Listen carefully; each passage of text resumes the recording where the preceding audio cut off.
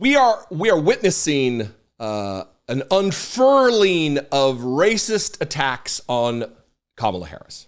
Some more subtle to the white ear, the untrained white ear, and some just flat out racist. And those attacks are going to be picking up steam as we go. They're going to drop the dog whistles and they're going to pick up the racist megaphone. And that's what we're going to be hearing for the next 4 months.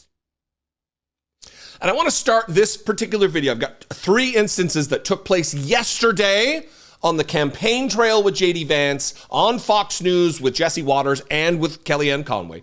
But I'm going to start with this. And it's like a 50-second clip from Garrison Hayes' video about DEI.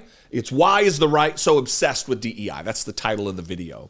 And it really does go to some of the things he talked about here on this channel while he was a guest host while I was in Scotland, and I thank him for that.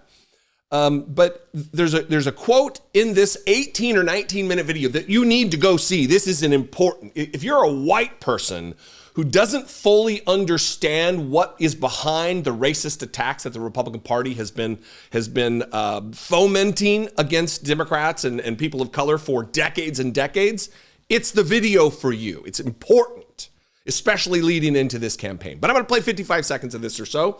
And I want you to keep this in mind, the context of what he's saying for the remainder of the clips I'm going to play from these racist Republicans who are dog whistling that Kamala Harris isn't qualified, that she's not well-spoken enough, that she's lazy, that she's only collected government checks her whole life. First, Garrison Hayes.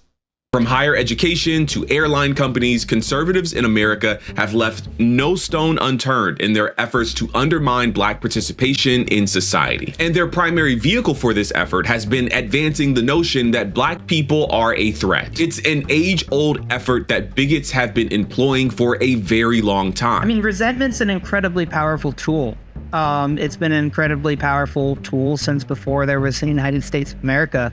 And people have always played to resentment and tried to make people, resent other groups of people. And they've often reaped incredible political rewards for doing that. In the current iteration of Black people are a threat propaganda, Black success is always, in their estimation, the result of some undeserved handout. And in their zero-sum framing, this means Black people are getting something that white people should have gotten instead. I'm going to link to that video at the top of the description. Go watch that video. It's important. Even if you click off this video to go watch that video, go do that. It is important in this election, more than ever. But that quote is stark to me. In the current iteration of Black people are a threat propaganda, Black success is always, in their estimation, the result of some undeserved handout. Again, handout. Government check, all of these racist tropes. And in their zero-sum framing, that means Black people are getting something that white people should have gotten instead. I just talked yesterday in a video about Glenn Grothman, talking about a white man can't get named to the federal judge under Joe Biden because, we've had it so rough for so long, us straight white men in America.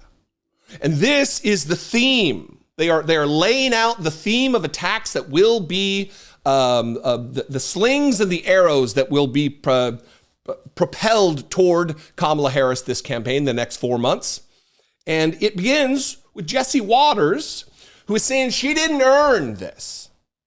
She inherited this, and people don't like heirs to the throne or what. It's all very convoluted, but listen to this. And again, keep in mind the context from the DEI video of Garrison Hayes. She didn't earn this. She inherited it.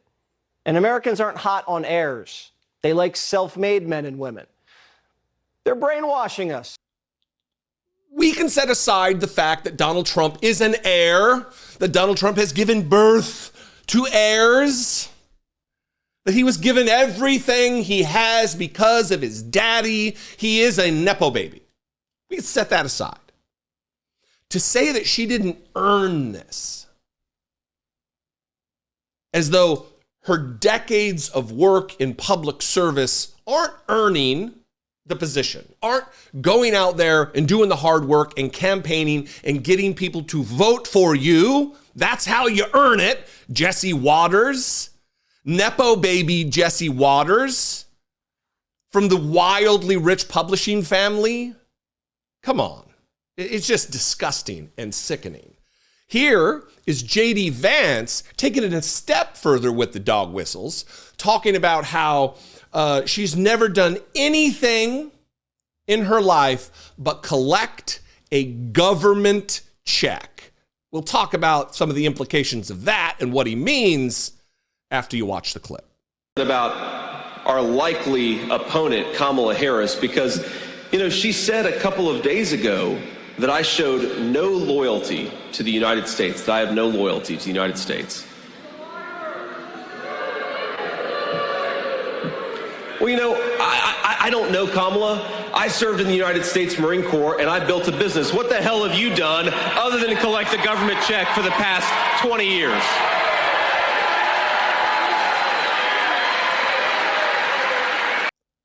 It's just racism.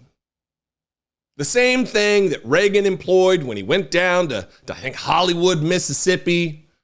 One of his campaign kickoff speeches, not the, but one of, where he talked about welfare queens, really putting a nail into the coffin of the party switch. Lee Atwater at the helm, helping out with him. Not talking about, you can't say the N-word over and over and over again. He said the real word in the audio. I'll link to a video below that I talked about this. But you talk about forced busing and states' rights, and it's all coded language. Just like saying that all she's done is collect a government check is also code.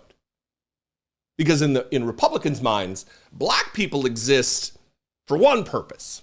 That is to leech off the system, to be criminals, to all the things that Donald Trump and the campaign have said are drawing black people to him are all the same things that are negative stereotypes about black Americans.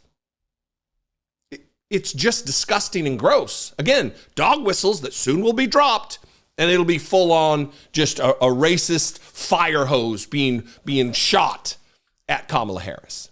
Here's Kellyanne Conway going with the old not articulate line about black folks, saying that Kamala Harris she does not speak well. She does not work hard. So she's inarticulate and lazy, from Kellyanne Conway.